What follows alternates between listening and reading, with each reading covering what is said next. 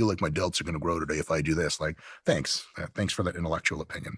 You said there's two types of effective training. One of them's I can't say this word. One of them's hypertrophy. Very good.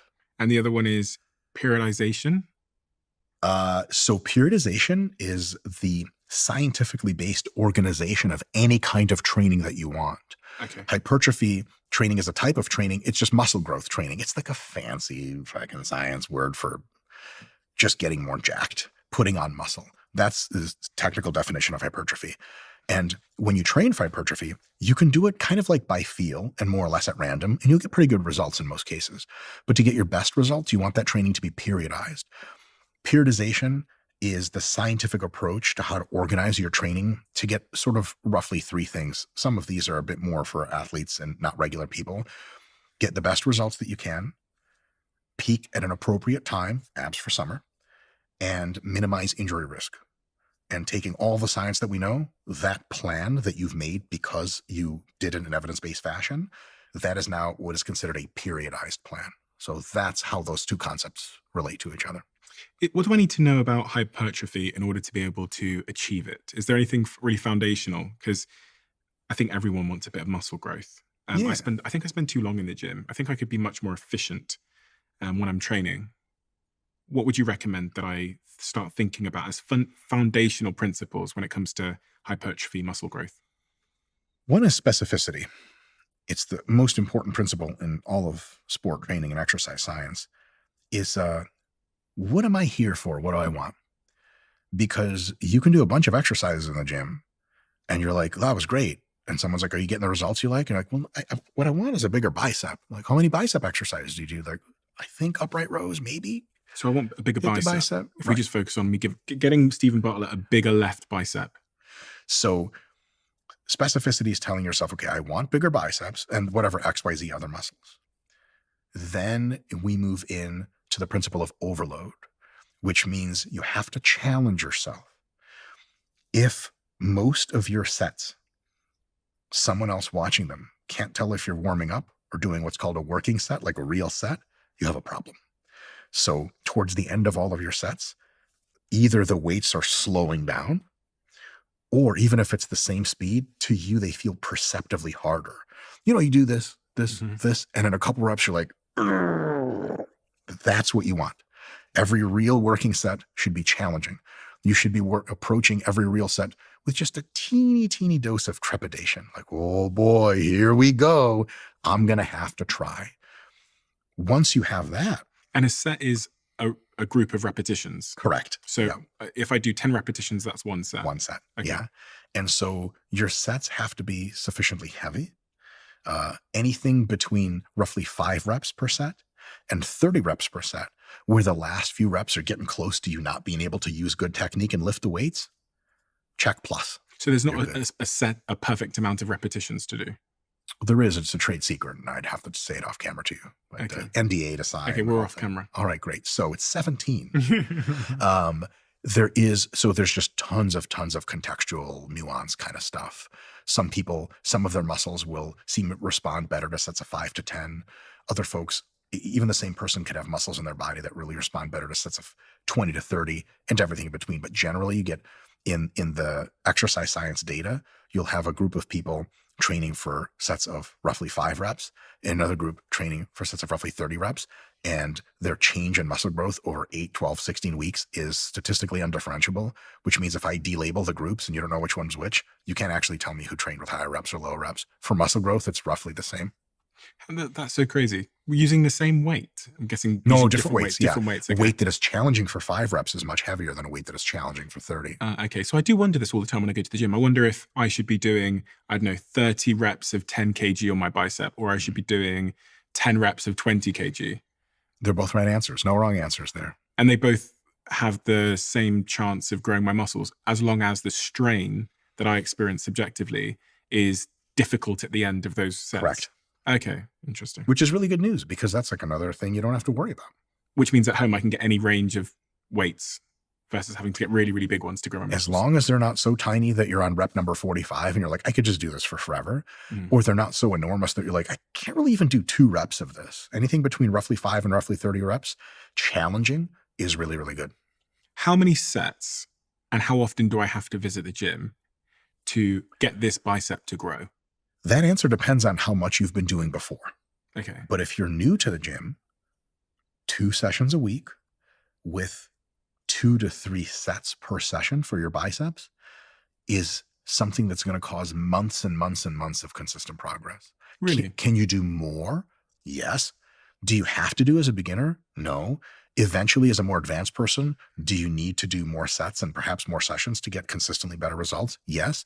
But for beginners who haven't been in the gym very much or at all, the minimal effective dose is profoundly small, which is why I can say things like if you work out for 20 minutes twice a week, you're going to get great gains. What if I go to the gym and I do 6 sets on my biceps and I just go to the gym once a week? Does the distance between the workouts in a muscle group have an impact? Yes.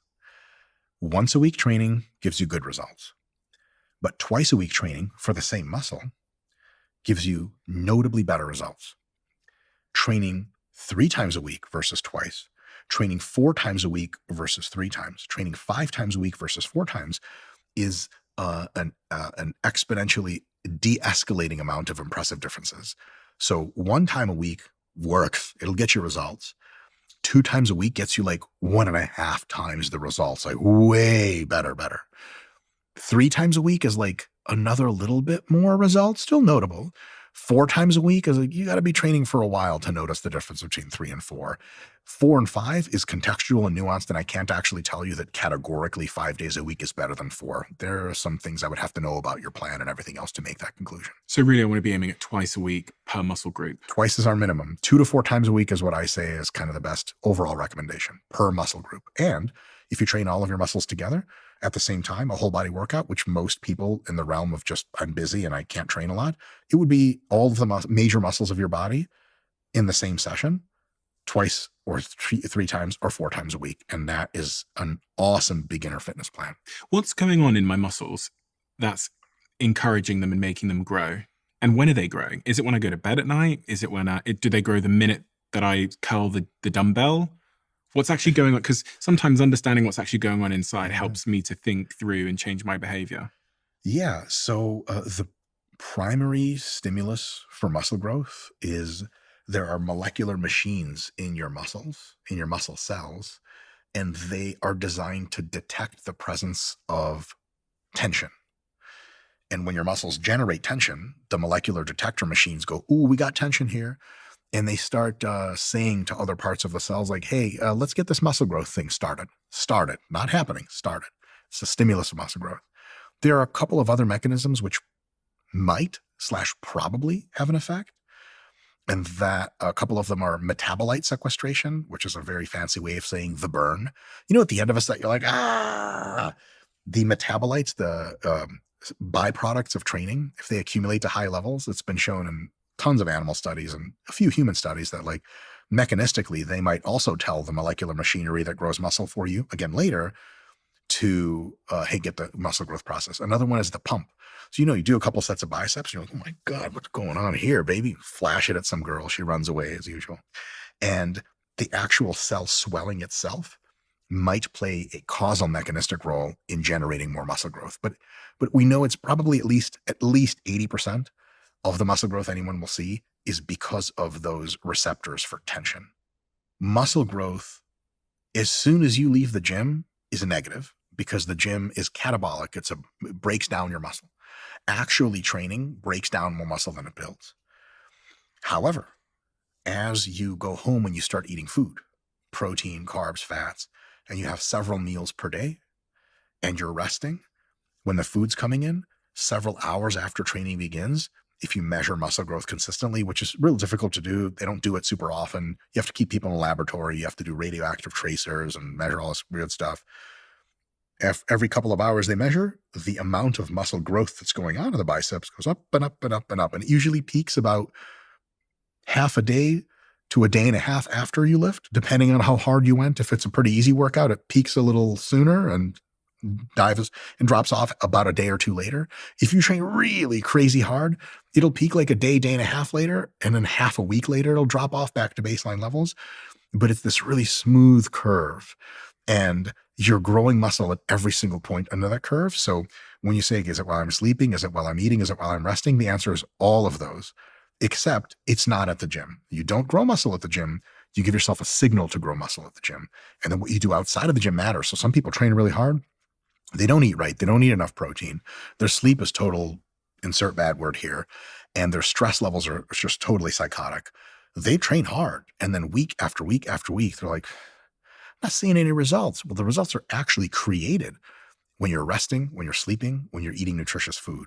They're stimulated in the workout, but that's just phase one. Phase two, the actual growth occurs outside the gym, and it occurs not at any specific time point, like a magic window of 2 hours after the gym. Like that's when all the growth occurs. That's actually when it just starts to go up.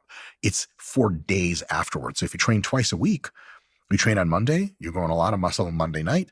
Tuesday and Wednesday, back towards the end of Wednesday, you're just not really growing much more muscle. You go back to the gym Thursday, you hit it hard again, you hit that curve up. By Sunday, you're totally relaxed. During Sunday, you're not growing any muscle. Your body's really recovering a lot of that fatigue. And then by Monday, you're fresh as a pickle and you're ready to go at it again. How long will it take me to lose the muscles that I've gained if I don't go back to the gym? So again, focusing on this bicep. I train it, I do 2 times a week, I get it nice and big. How long before it vanishes? Great question. 2-part answer.